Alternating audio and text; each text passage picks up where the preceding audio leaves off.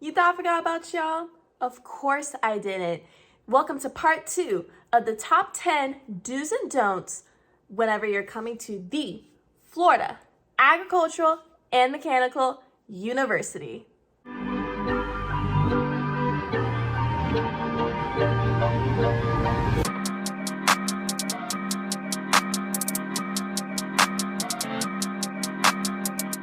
What's up, everyone? Welcome back to my channel and welcome to part 2 of the top 10 do's and don'ts whenever you are attending FAMU, aka Florida Agricultural and Mechanical University, aka #1 public HBCU in the United States of America. Now, if you haven't gone to watch part 1, I recommend you guys go there first. If I can put a picture, it's going to be around like here somewhere. If not, just ignore that entire thing. So we're gonna go ahead and just hop right into it. Let's go. Alrighty, we're gonna go ahead and start with number 6, which is do not fully trust your academic advisors with your classes, because at the end of the day, I'm not gonna lie, they're kind of old. I'm gonna keep it a buck with you, they're kind of old. So they're gonna give you like this, like a 2-3 page paper list of every class you have to take. Whenever you go to advisement, you just tell them what classes you want, and then they'll make a recommendation thing, and then you could take your classes like through there, and it's like an automatic list. My opinion was, at least with the academic advisor I had to deal with before mine changed like 2 times, I make my own list. I look at my own academic requirements, see what I need to do, create my own classes. Even if they give me a recommended list, not gonna lie, I completely ignore it and just go based off a list that I make myself. I mean, unless you have a really good advisor, then I would definitely recommend listening to them. But as far as my experience with my advisors as a social science major, you're better off doing it on your own. But my most recent advisor is super amazing, so I feel like I have less pressure set on me. But be sure you either have a good relationship with a good advisor, or you're kind of just gonna have to work through it by yourself, which kind of sucks, but I'll probably make another video about how to do something like that, as far as how to break down what classes you should take and stuff like that. If you guys are interested in that kind of video, I'll definitely make one where I'll be able to go more in depth. Let's go to the next one. Alrighty, number 7 is be mindful about the type of relationships that you have with the opposite gender.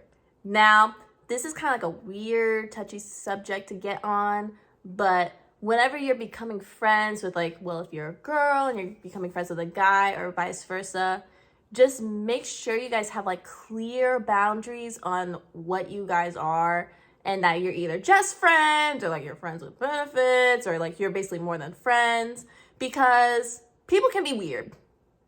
Let's keep it real. People can be weird. So make sure you have those set boundaries and those types of conversations to where it can be like, oh, I know for sure that this person is my friend and they're not trying to take advantage of me with any sort of way. That really goes back onto my last video whenever I say be careful who you associate yourself with, but especially when it comes to like male-female friendships together, just make sure that you know the person really well, because firsthand experience, like, it can go left so quick. Like, it could really go left. So make sure that you have your set boundaries and what your friendship is, or if it's more than a friendship, so you don't get tangled with your other relationships, or if you're in a friend group, get tangled in with the friend group. And yeah, so just be careful and make sure that you have set boundaries and you guys are solidified in what kind of friendship or what kind of relationship you guys have. Let's go into the next part. All right, number 8, do not be afraid to cut people off. Do not fall for peer pressure. This is kind of going into like an ABC for number 8. Basically, do not be afraid to set your boundaries. Don't fall for peer pressure. Don't be afraid to like cut anybody off, or hold on, gotta use the handy dandy iPad. Ciao. Yeah, basically no negative energy. Don't be afraid of cutting people off, and do not fall for peer pressure. Now, no matter if it's some org type of stuff or just regular friendship stuff, if you need to cut someone off, cut them off, please. That will make your life so much easier than sitting and suffering. You know, cut people off. Don't fall for peer pressure. If you know that, like, let's just say, like, if you know that, like, you're not a heavy drinker and there's like, oh, girl, let's go drink, and trying to make you down like 8 to 10 like shots or something like that. Nah, no. Don't fall for that.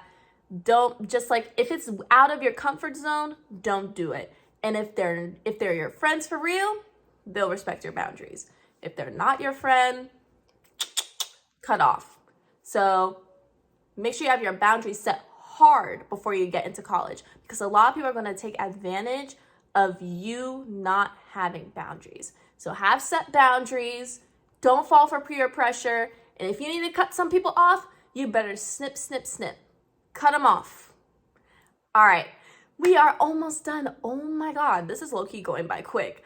All right. Number 9. All right. For number 9, I would say know who you are, or have a sense of who you are as a person before you enter college. FAMU, any college, know who you are. Because at the end of the day, it's up to you to make decisions that are comfortable for you. It's up to you to keep up with your grades. It's up to you as far as like what you wear and like how you want to present yourself. And if you know who you are, you know exactly how you want to present yourself, exactly how you want to be seen. If you want to be seen as like future president of SGA, and that's what you want to be, that's who you want to be, you have to work and make those kind of goals to help you become that person that either you want to be or that you already are. Don't let like different people go into your head in and out to kind of change your personality. Just make sure you're solidifying who you are, what you like, what you don't like, and just keep it pushing, man. You know, I know for me, it took me going through one whole year of college to figure out who I am, which goes back into why I'm so big on not having anybody else playing catch up. Because that's what I've been doing, and like it's not fun. And you make a lot of mistakes that could be simple errors that can have big consequences because you didn't know who you are, or like you weren't fully firm on the values that you have. So just go into college knowing who you are, what you will tolerate, what you will not tolerate, and you should be able to strive and thrive. Let's get on to our last point of today's video. Number 10, aka the last point of the video, is to keep a close relationship with the fam. You know, it's gonna be your first year of college, you're gonna be out, you're gonna be busy, you're gonna be doing a bunch of stuff. But at the end of the day, I mean, as long as you have like a good relationship with your parents, make sure you stay in touch. Because yes, you're going to get your education and make connections and make new friends, but at the end of the day, family is your foundation, you know? Like, just have like a consistent schedule, whether it's checking in once, twice, 3 times a week, you know, like send a little text here and there. Because at the end of the day, your family cares about you and they want to make sure that you're thriving and striving in school. So make sure, if you can, keep close contact with your family, and whenever you graduate and get the little doo again for that bachelor's degree, honey, they will be screaming and cheering and going nuts. I know for me, I haven't completely moved out yet, but I'm already starting to make a schedule with like my mom and everything as far as for us to stay in touch, because I know I'm going to be busy. She's gonna be busy.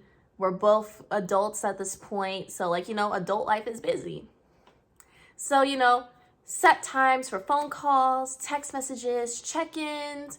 Whenever parents' week or weekend comes around, have them come, spend time with them. At the end of the day, even though college is yay, get away from your parents and stuff like that, you're gonna miss them. You may not like them whenever you go back home, but you know you're gonna miss them while you're not home. So stay in touch and keep a good relationship with your family. And that is all that I have for today, folks. Thank you so much for watching my video for the top 10 do's and don'ts whenever you're going to FAMU, aka the best HBCU in the land. Make sure you like and subscribe and comment down below if this helped and what I should talk about next, whether it's a little vlog or whatever you want to. I really enjoyed making this little 2-part series, and I'm looking forward to giving you guys more content. Again, thank you so much for watching. Have a blessed day or night. Peace.